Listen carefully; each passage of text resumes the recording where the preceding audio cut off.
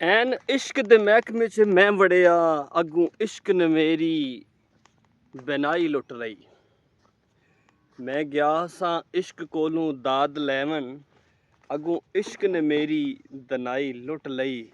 ਇਸ਼ਕ ਲੁੱਟਿਆ ਵਲੀ ਪੈਗੰਬਰਾਂ ਨੂੰ, ਕਈ ਬਾਦਸ਼ਾਹਾਂ ਦੀ ਬਾਦਸ਼ਾਹੀ ਲੁੱਟ ਲਈ।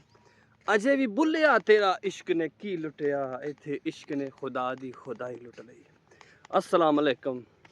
उम्मीद करना वा सारे सज्जन साथी ठीक ठाक होणगे। एक नई वीडियो दे नाल अज तुहाडी खिदमत च हाज़र हां।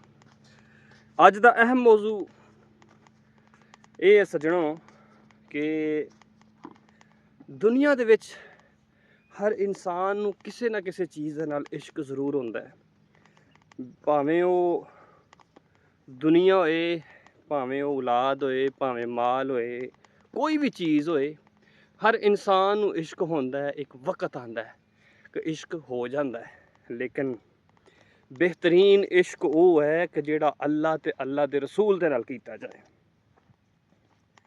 बेहतरीन इश्क वो है कि जिहड़ा अल्लाह ते अल्लाह दे रसूल नाल कीता जाए। ऐसा इश्क दुनिया ते भी फायदा मुनाफा मुफीद हुंदा है ते आखिरत वाले दिन भी वो फायदा इश्क देवेगा। ते इश्क दे विच बह के कदे कदे अपने आप नूं खुशबू ला के, अपने आप नूं सजा के नमाज पढ़िया करो, रब दे करीब होया करो। ते कदे कदे काबे अल नूं मूँह करके हजूर अलैहिस्सलातु सलाम साडे आखिरुज़्ज़मान नबी हज़रत मुहम्मद सल्लल्लाहु अलैहि वसल्लम ते मुहब्बत दे नाल दरूद पढ़िया करो कि दरूद पढ़ने से सवाब मिलता है, सलाम कहने से मदीने से जवाब मिलता है। कि यकीनन साडे आका सल्लल्लाहु अलैहि वसल्लम जो भी इश्क मुहब्बत दे नाल दरूद पढ़दा है उस नूं समात भी करते हैं तो उहदा जवाब भी दिंदे ने। तो साथियों, वो बड़ा खुश नसीब शख्स है कि जिन्हों दुनिया दे नाल नहीं, दुनिया दी मुहब्बत दे नाल नहीं, दुनिया दियां रंगीनियां दे नाल नहीं, बल्कि इश्क है ते साडे आका सल्लल्लाहु अलैहि वसल्लम दे नाल है। अज दी अहम वीडियो का मकसद यो ही कि शायर कहता है, तसव्वर बांध कर दिल में तुम्हारा या रसूल अल्लाह। तसव्वर बांध कर दिल में तुम्हारा या रसूल अल्लाह, खुदा का कर लिया हमने नज़ारा या रसूल अल्लाह।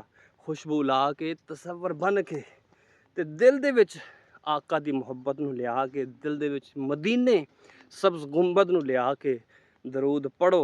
इंशाअल्लाह दरूद पढ़न दे नाल मुश्किलां, परेशानियां, गम, मुसीबतां, बीमारियां हर किस्म दियां दूर होंदियां ने।